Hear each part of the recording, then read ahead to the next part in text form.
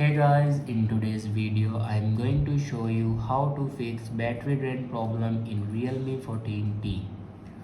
So let's start the video. First of all, open settings. In settings, scroll down and click on battery. Now scroll down and here you can check your battery draining app. Now click on a app who used most battery and then here you can first stop your app. After that, go back to your main page of your settings and search here RAM expansion.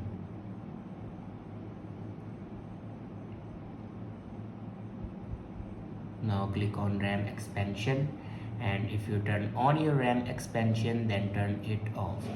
After turn off your RAM expansion, then go back and click on system and update and then click on backup and reset.